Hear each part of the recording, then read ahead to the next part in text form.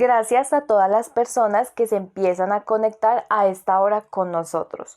Hoy nuestro experto y especialista en medicina forense, Aníbal Navarro, nos explicará cuál es la documentación de lesiones por proyectil de arma de fuego y los elementos a tener en cuenta por la defensa.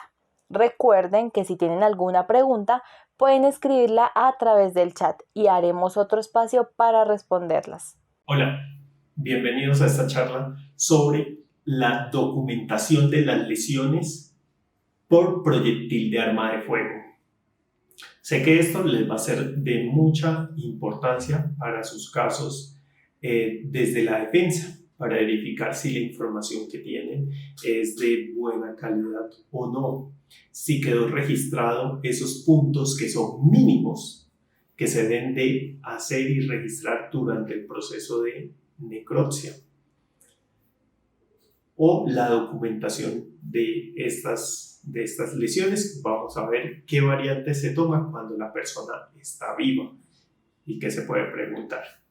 Bueno, lo que vamos a ver el día de hoy son, primero, cuáles son los ítems que se registran cuando hay una persona lesionada por proyectil de arma de fuego.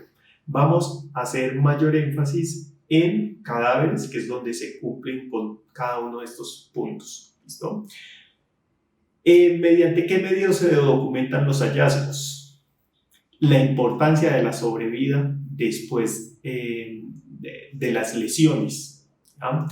¿Qué preguntas usted puede llegar a plantear para que vaya teniendo en cuenta? Este último lo vamos a ir desarrollando, este punto, en el transcurso de esta charla. Lo primero, ¿usted qué debe de revisar cuando está viendo un informe de necropsia por lesiones de proyectil de arma de fuego? Lo primero que usted debe entrar a revisar son que este caso cumpla mínimo con 4 ítems.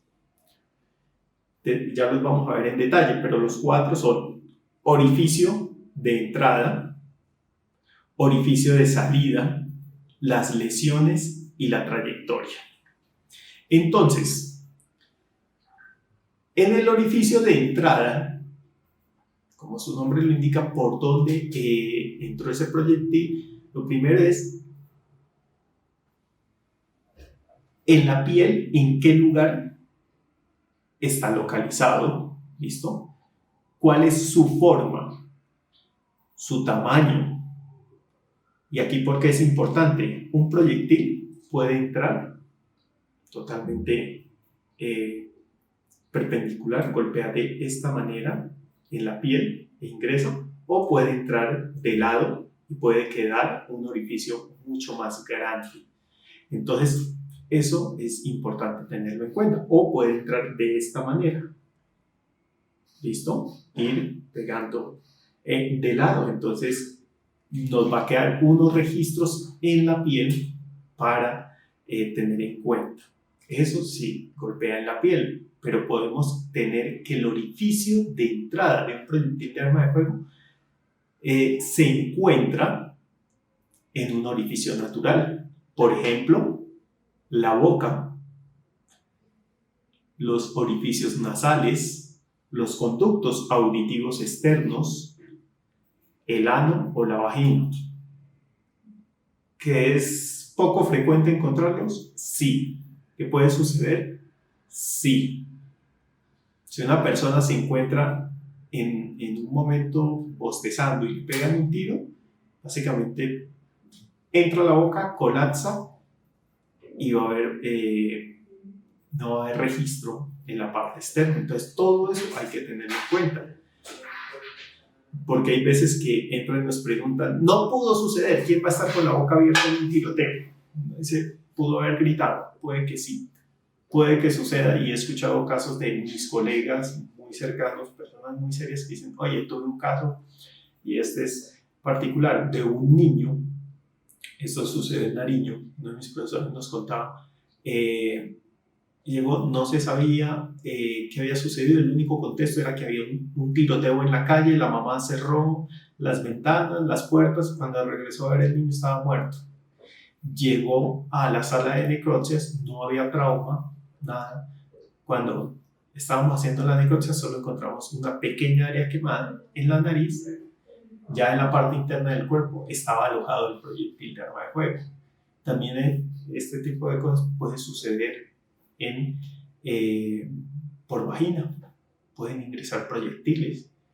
Yo he tenido casos particulares que no se encuentran el orificio de entrada en la piel, pero sí tiene un proyectil incrustado entre los dientes y la mandíbula, ¿ya?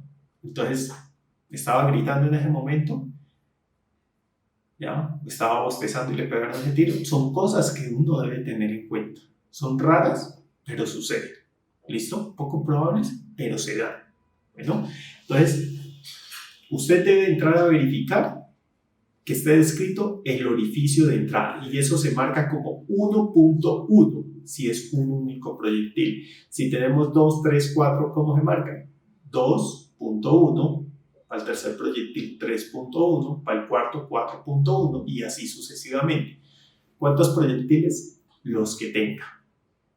Hemos tenido y llegué a tener casos de más de una docena de lesiones por proyectil de arma de fuego y no todos agrupados. A veces están todos agrupados en una sola región, como la región pectoral, o todos en la cabeza, o todos en una sola región. Entonces hay veces que toca entrar a agrupar porque no podemos diferenciar, pero hay otros donde hemos tenido uno, dos en la cabeza, uno, dos en una mano, en otra mano, en el tórax y así sucesivamente y quedan todos dispersos. Entonces toca entrar uno por uno a escribirlo. ¿Qué escribimos? Lo que le decía, la forma. Los bordes, si son invertidos, deben de estar invertidos, ¿ya? Hacia adentro. El anillo de contusión, que es ese proyectil, tiene varios movimientos, de eso se encarga la balística interna, que es esa balística que estudia el funcionamiento de las armas, balística externa, que estudia la traslación de ese proyectil, y una balística de efectos, que es un área netamente de la medicina. Cómo se comporta el cuerpo cuando ese proyectil ingresa o golpea, y eso va desde la superficie de la piel. Entonces se comienza a registrar, y una de esas áreas es el anillo de contusión. Es esa pequeña esfacelación de la piel que queda alrededor del orificio de entrada, que puede estar totalmente perpendicular, puede estar hacia un lado si el proyectil entra con cierto ángulo, ¿listo? Y otro es el anillo de limpieza, que suele quedar como una pequeña grasa o un pequeño halo negro, ¿ya? Que habla de los residuos que habían en el cañón de la limpieza. Claro, todo esto puede cambiar si esa persona recibe ese impacto directamente en la piel o con prendas, o cuántas prendas. Yo creo que todos los forenses que hemos realizado esto llegamos a encontrar casos en los cuales habían proyectiles dentro de las prendas, quedaban las ojivas pegadas en las chaquetas, en los cinturones, en los pantalones, no penetraban, solo habían golpeado, ¿ya? Y eso en el cuerpo a veces se encontraba por debajo de la piel un hematoma entre la grasa. Todo eso hay que entrarlo a correlacionar en cada contexto. Entonces, tiene que estar supremamente bien descrita esa lesión, tanto que usted pueda cerrar los ojos e imaginársela sin necesidad de ver fotos. Eso es una buena descripción. Las medidas donde se toman al vértice, ¿ya? Desde la coronilla, desde la parte más alta de su cabeza, ese es el vértice y se mide hacia abajo. ¿Listo? Eso en cabeza, cuello, tórax, abdomen. ¿Listo? En extremidades se puede tomar puntos de referencia, como el trocánter, que es una de las partes de la cadera. ¿Listo? El trocánter mayor. O en las extremidades, desde el trocánter mayor, ¿ya? Se puede tomar un punto de referencia, o desde el codo, dependiendo, porque esto puede cambiar. Si usted hace esto, pues de nada le sirve un punto de referencia en la cabeza si usted está haciendo esto, ¿ya? Entonces se entra a tomar de la extremidad. ¿Listo? En cuanto al vértice, en cuanto a la línea media, igual se traza una línea media por la mitad del cuerpo y se mide hacia la derecha o a la izquierda y se dice, ¿es la línea media anterior o es la línea media posterior, hacia la derecha o hacia la izquierda? Esto para ubicarnos en dos planos, ¿listo? Y poder decir, estaba en tal lugar. Eso nos va a servir para establecer la trayectoria, ¿listo? Hay veces que he visto que hay bastante confusión en lo que les acabo de decir de las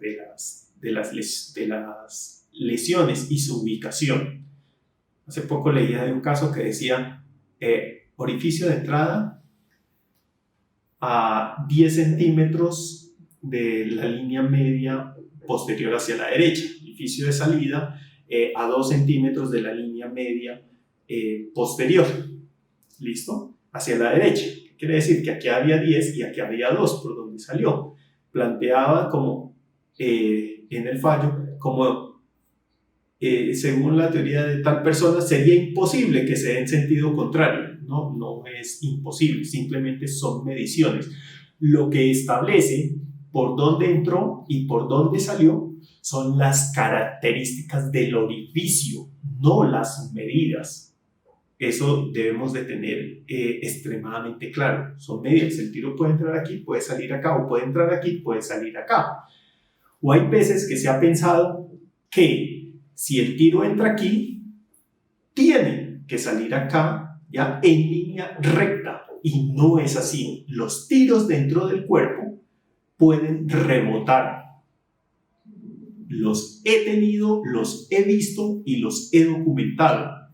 El tiro ha entrado, iba con poca fuerza, pegó en el hueso en la parte interna, regresó y terminó alojado en la parte posterior. Entonces básicamente hace este movimiento. Y siguiendo este ejemplo, de la derecha a la izquierda, pegó dentro del hueso, hizo como si fuera una pelota de billar, se regresó hacia atrás, se fue hacia atrás y se regresó a la derecha y se terminó alojando en la parte posterior de la cabeza.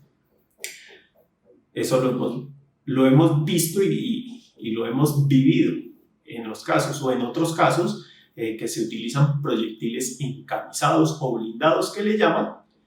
Llegué a tener casos en donde la camisa terminaba penetrando el cráneo, lesionando el cerebro, matando a la persona y el núcleo, que era de plomo, se terminaba deslizando por el cuero cabelludo y terminaba en otra parte totalmente alejada. Básicamente teníamos un proyectil que se separó y terminó en dos partes. El núcleo no lo mató, lo mataba el encamisado, ¿no? O en otros casos hemos tenido cosas más curiosas con respecto a lesiones. Entonces debemos de tener en la cabeza mucha información para poder haber leído mucho para poder comprender esta parte. ¿Listo? Hay otra cosa muy importante, es describir la región anatómica donde se encuentra el proyectil. He visto también informes periciales de necropsia en donde a alguien se le olvidó describir si eso estaba en pectoral derecho, izquierdo, ¿ya? O si eso estaba a nivel de qué espacio intercostal y uno queda perdido, ¿ya? Simplemente queda con unas mediciones al vértice, a la línea media y queda un poco perdido. Y entonces no describen dónde está. Es importante que esté. Entonces usted puede ir chequeando si esto cumple. Ya vamos a ver de dónde puede sacar esa lista de chequeo y irse guiando. ¿Listo? Eso con respecto al orificio de entrada.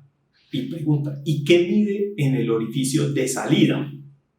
Si es que hay orificio de salida, pues debe de medir lo mismo. ¿Qué tamaño tiene? ¿Qué forma tiene? Los bordes son evertidos. Claro, estamos hablando de la mayoría de casos. ¿Listo? ¿Y qué pasa si encuentro una lesión de orificio de salida sin bordes evertidos? ¿Es posible? Sí, es posible.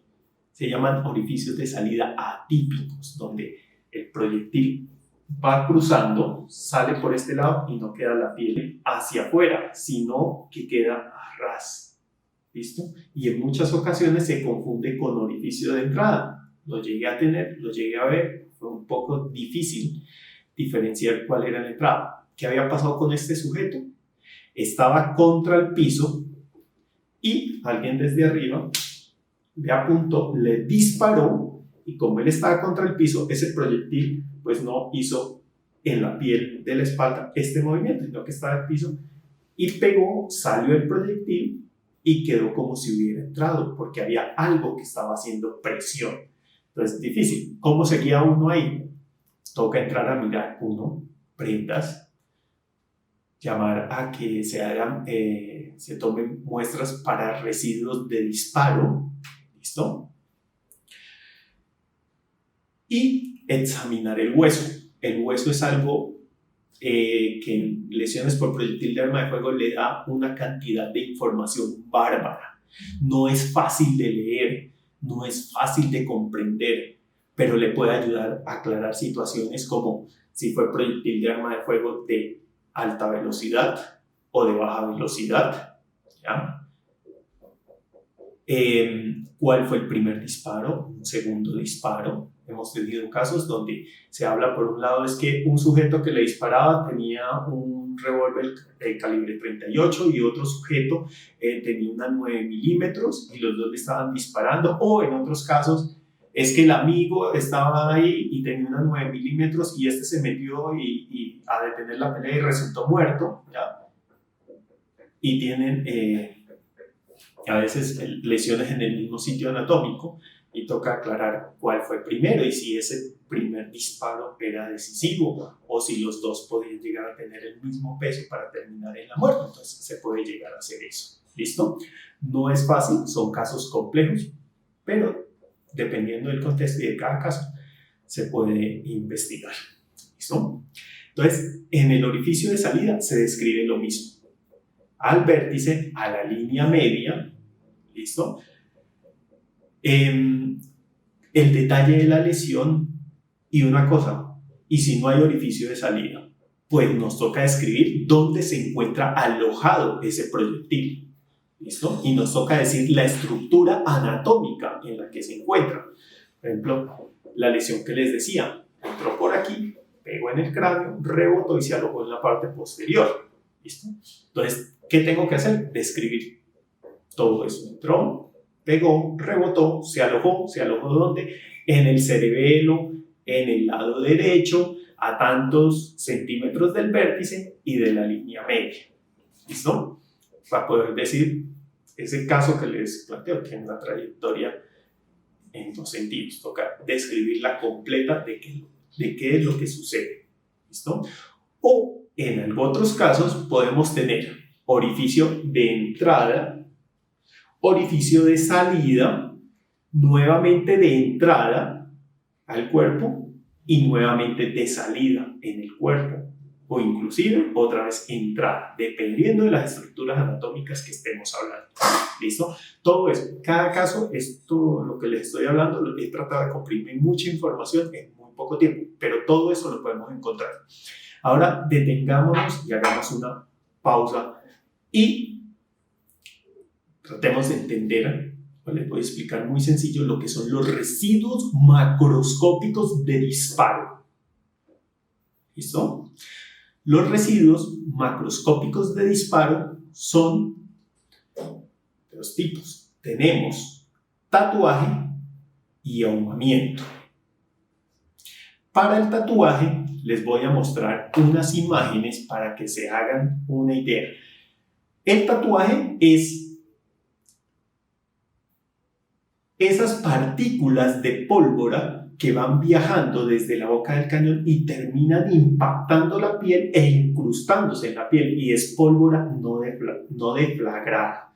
Por más que lo lavemos, lo raspemos, no se va a caer. ¿Listo? Para tener en cuenta y diferenciar. El ahumamiento, como el nombre lo dice, es humo. Humo. ¿Cuándo se da eso? Cuando hablamos de corta distancia. Los médicos forenses le podemos hablar a usted de cortas distancias, distancias intermedias y largas distancias. En cortas distancias se da esto. Les voy a mostrar sobre este punto. Bueno, aquí de este libro de balística terminal, que es un atlas, texto y atlas de lesiones por arma de fuego, encontramos esta lesión, esta que estamos viendo aquí, ¿ya? Que es un ahumamiento, ¿ya? Un ahumamiento que no es muy firme, entonces queda ese humo alrededor. Aquí estamos viendo en esta imagen lo que es un tatuaje. Esas pequeñas partículas de pólvora que se incrustaron dentro de la piel. Por más que se lave, se intente retirar, no se van a quitar. Entonces, si lo vemos, parecen picaduras de insectos. Yo, para hacer una comparación, digo, parecen picaduras de pulgas o de mosquitos. Quedan rojos y con unos puntos hemorrágicos en el centro. ¿Qué puede hacer un médico forense y tomar una muestra de esa piel, sacarle el rectángulo, sacar el fragmento completo y enviarlo a que sea estudiado por el balístico o el patólogo y nos diga si hay residuos de pólvora para confirmar? Aquí vemos también otra lesión bastante particular, antes de que me pase en esta, que es un disparo a contacto firme sobre la piel. ¿Qué hace? Entró y ya no vemos el tatuaje, sino que como fue a presión sobre la piel, los gases, el humo y toda esa pólvora se incrustan, se meten por debajo de la piel y hace que en el momento de disparo esto se abombe y se termine abriendo y formando esta lesión en cruz. Eso se da en los orificios de entrada a contacto firme. ¿Listo? Esto igual es un brochazo de información que la podemos ver más en detalle en otras charlas, hablar sobre cada una de estas lesiones con mucho detalle. Entonces, para que nos hagamos una idea del ahumamiento y del tatuaje.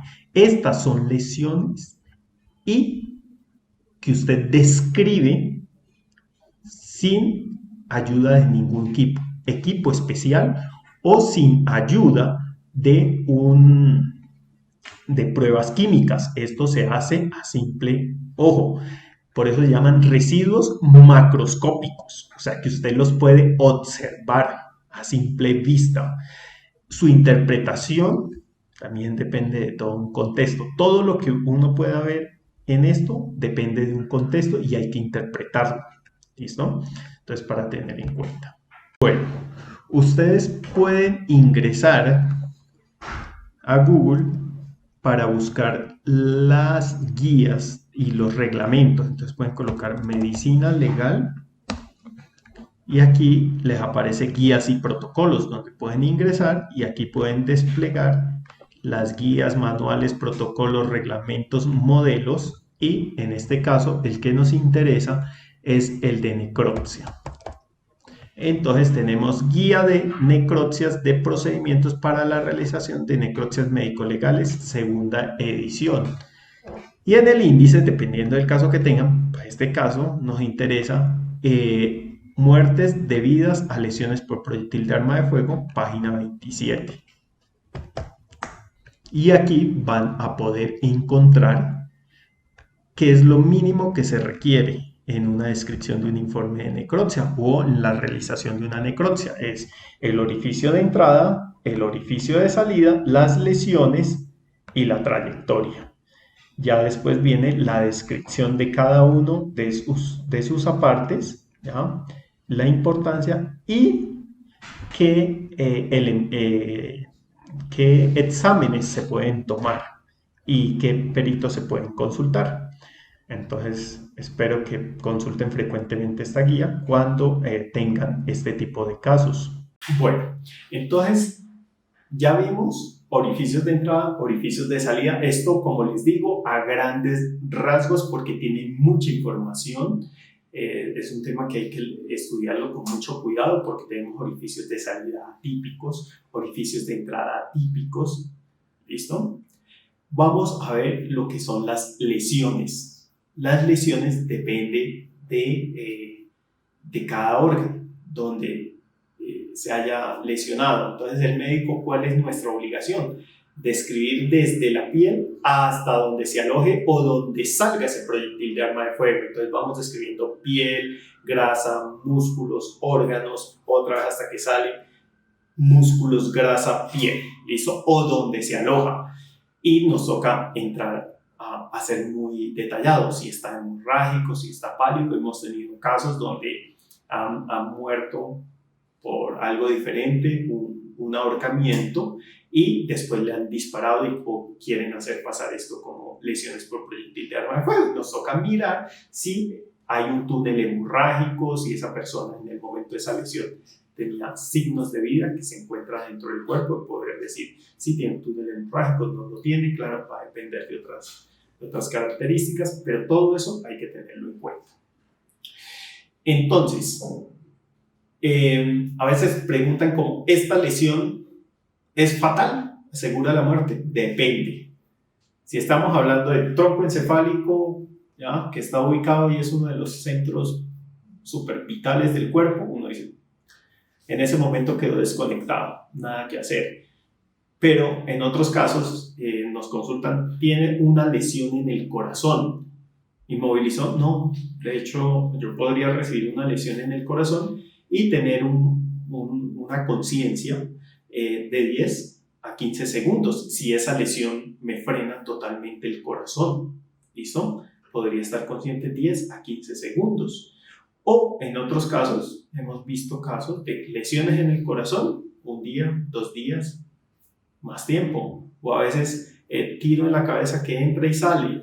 Dicen, ¿debía de morir? No. Desde la medicina hemos visto casos que viven y terminan muriéndose por otra cosa. Yo personalmente llegué a ver durante mi formación como médico una persona con 6 tiros en la cabeza. Neurocirujano dijo, está muy comprometido, no vamos a intervenir porque, o sea, no hay forma de retirarlo ni nada. Una persona que dijo, aquí hay que esperar, va a fallecer. 3 horas después estaba respirando solo. 3 horas después de que lo volví, ya estaba consciente. 3 horas después estaba sentado en la camilla. El tipo, decíamos, ¿cómo puede suceder? Sucede, ¿ya? Puede pasar, ¿listo? U otros casos de lesiones en proyectil de arma de fuego y esos tiros se han embolizado, han cogido por la aorta hacia abajo, a la persona le reparan el corazón y terminan retirando el proyectil en una parte distante. ¿Puede suceder? Sí. La medicina tiene escrito casos raros y extraños, pero ¿qué sucede? ¿Listo? Entonces nos toca ser cuidadosos, nos toca mirar que hay casos, y esto sé que es de importancia para ustedes cuando se habla de tentativa de homicidio, y hay casos en los que uno dice, venga, definitivamente este caso es extremadamente claro. Si no hubiera recibido una atención inmediatamente por parte de un profesional de salud, muere. Como hay otros casos en los que uno dice, no, esta persona se complicó, pero no fue por el disparo o no fue por el corte. Esta persona terminó sufriendo estas complicaciones es porque tuvo una infección debido a un procedimiento complejo que le estaban haciendo, ¿ya?, o una reconstrucción de este tipo y terminó por otra cosa diferente. Entonces se entra a separar el trauma del procedimiento médico. Hace poco tuvimos un caso en el que se llama tentativa de homicidio de una persona que le habían amputado su mano y se choqueó tiempo después, pero la persona siempre estuvo estable en el primer hospital, segundo hospital, tercer hospital, hasta que llegó y le estaban haciendo el reimplante de la mano, y durante el reimplante estaba descrito en mucho detalle que la pérdida de sangre había sido muy alta y que lo llevó después a cuidados intensivos. Decíamos, si esta persona estaba estable, ¿ya? Antes de la cirugía y durante un periodo de 4 o 5 horas, si le hubieran realizado un muñón, la pérdida era mínima y nada de eso. Estábamos hablando de la remodelación de un muñón versus un reimplante de mano que dura muchas horas, muchísimas horas, y el procedimiento es muy complejo. Entonces estábamos hablando de dos situaciones diferentes. Entonces, que aquí, como todos ustedes que han tratado con la fiscalía o están viendo, a veces uno ve que la fiscalía siempre trata de meter unas cosas que no son tan graves como extremadamente graves, exagerarlas y tratar de irse por un delito que a veces no tiene sustento y que a veces uno lo ve no solo en temas de lesiones por arma de fuego, sino por otros, por arma blanca, por violencia sexual. Tratan de armar una cosa que tiene poco sustento. Y para eso estamos todos los que somos forenses, para llevar y demostrar el paso a paso de cómo sucedieron las cosas. Eso uno. En cuanto a la trayectoria se define en 3 planos. Si es superior o inferior, o de abajo para arriba, ¿listo? O inferior superior, de abajo para arriba, o superior inferior, de arriba para abajo, o de derecha a izquierda, o de izquierda a derecha, ¿ok? O de adelante para atrás, o de atrás para adelante, depende. Y eso lo podemos expresar en un lenguaje tan sencillo como le estoy diciendo, o comenzar a decir inferior superior, superior inferior, antero posterior, posterior anterior, derecha izquierda, izquierda derecha, ¿listo? Pero es lo mismo, hay que ubicar esa trayectoria en estos tres planos para entenderla. ¿Listo? Eso en forma sencilla. La trayectoria se habla es en posición anatómica. Ya he visto varios casos que a mí me parece, creamos, que es por falta de conocimiento de la fiscalía y de los juzgadores y de todo el mundo, que entran a decir que era la posición en la que tenía el sujeto. Error. No es la posición en la que estaba el sujeto. No se vayan a dejar enredar con esa parte. Es la posición anatómica. Y la posición anatómica desde el punto de vista médico es parado, mirando al frente, manos a los lados con las palmas hacia adelante y los pies a nivel de las caderas, para de una forma erguida y mirando al frente. En muchas ocasiones he visto que plantean es que la persona, definitivamente el que le disparó, estaba de espalda. ¿Ya? Tiro entró aquí, sale acá, y uno dice, ¿y no sería que estaba en esta posición? ¿Ya? O en otros casos, la trayectoria siempre va a ser la misma. Si el sujeto está atrás, el tiro entra aquí, sale acá, el sujeto puede estar atrás. O puede estar a mi derecha si yo hago esto, ¿ya? O se podrían plantear la siguiente pregunta: ¿cuánto se tarda una persona en dar media vuelta, un cuarto de vuelta? ¿Y cuánto se tarda una persona en dar media vuelta? ¿Ya?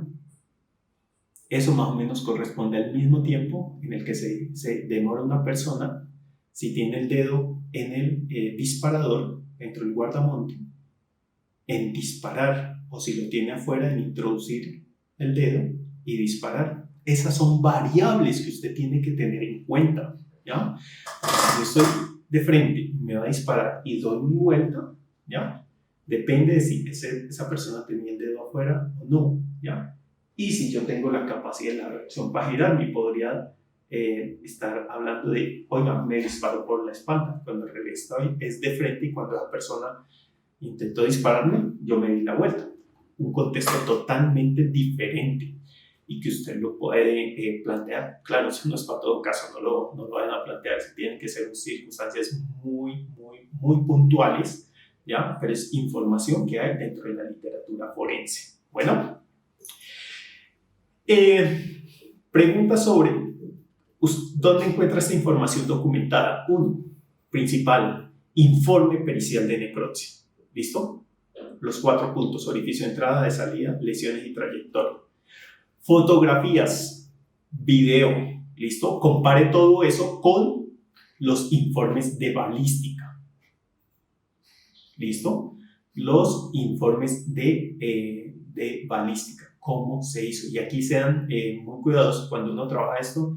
En muchas ocasiones recomienda que esté un experto en balística. Puede ser un técnico o puede ser un físico forense que nos dé esta información, ¿ya? Y aquí toca siempre recomendación: cuidado, revisen bien hoja de vida, siempre sean muy críticos con todo el mundo, pregunten mucho y traten de asegurarse y asegúrense de que lo que se está hablando tiene sustento. No se está especulando, sino cuál es el sustento y la bibliografía. ¿Listo? Entonces, siempre revisen esta información. Informes periciales, informes de necropsia, pruebas químicas si se hicieron, y lo más importante, pregúntense, ¿y esas pruebas si son específicas o son generales? ¿Son cualitativas o son cuantitativas? ¿Ya? Ya no estamos en la era de piedra, ¿ya? Ya no estamos en la era del guantelete, se acabó hace muchos años, ¿listo? Pruebas de Lunge, por ahí las realizan, pero hoy en día ya tenemos equipos especializados, inclusive aquí en Colombia, para hacer pruebas cuantitativas. Entonces, no hay que dejarse comer de cuento por la pruebita, no, siempre pregunten, y eso sí es específico, y esa sensibilidad sí me garantiza. O sea, recuerden que hay que buscar la verdad a fondo de esto. A uno no lo pueden venir a juzgar con cualquier prueba de 3 pesos. Entonces hay que asegurarse de que sea lo mejor. ¿Listo? De que lo que estamos hablando es con lo mejor. Bueno, lo otro es sobre la sobrevida de una persona, que ya lo hemos tocado. Depende del órgano comprometido. Y en muchas ocasiones he escuchado historias, y hemos tenido casitos extremadamente particulares, donde dice, es que el sujeto disparó, yo le disparé y le pegué un tiro en el cuello o en el tórax, y el fulano sacó el revólver y me seguía disparando, ¿ya? Y entonces queda alguien como, ay, pero si usted le pegó y en la necropsia dice que se le llevó el corazón, ¿ya? Tuve un caso donde decían que le dispararon en el cuello y la médico forense terminaba afirmando que era un tiro que lo había inmovilizado inmediatamente cuando se había llevado solamente la tráquea. Entonces hay que tener cuidado y ser muy crítico con eso. Lo que en realidad había pasado era que simplemente la vía aérea, conocemos cantidades de casos con personas de lesiones por proyectil de arma de fuego en vía aérea que están vivos, continúan respirando, se pueden movilizar. O sea, no te mata y no te inmoviliza. Yo le decía, hubiera quedado inmovilizado si esa persona recibe un cuello que comprometa la médula espinal, ¿listo? O que comprometa la parte alta en su cerebro, para que me comprendan, y puntos específicos, ¿listo? Entonces nos toca ser muy críticos y muy cuidadosos con eso. Entonces, con todo esto que les he dicho, ustedes desde la defensa pueden plantear preguntas sobre, oiga, esa prueba sí es segura, si es muy sensible, si es muy específica, si es la prueba que sea. Hay otras que la sustituyan mejor, ¿ya? Claro, eso depende mucho del conocimiento del sujeto, porque si el sujeto tiene esto de conocimiento, ¿hasta dónde te va a responder? Hasta aquí. Es una persona que sabe muchísimo, que puede decir, sí, mira, la prueba que utilizaron, si está fuera de la línea de tiempo, está utilizando lo que utilizaba hace 30 años, pero en los últimos 20 se ha desarrollado esto, en los últimos 10 se ha desarrollado esto, y en los últimos 2 años esto es lo último en guarachas. Entonces te va a poder decir, esto es lo mejor. Pero si es una persona que tiene un poquito de conocimiento, pues te va a hablar sobre ese poquito de conocimiento hasta donde le da. ¿Listo? Entonces tienen que ahondar mucho y asesorarse, y en algunas ocasiones con equipos interdisciplinarios, para poder entrar a buscar si lo que dice el ente acusador tiene fundamento o no. Si tienen preguntas, por favor las pueden realizar a través del chat. Estoy pendiente y las vamos a ir respondiendo por mensaje. Les agradezco mucho su asistencia. Cualquier pregunta, cualquier duda, cualquier consulta, estamos para escucharlos.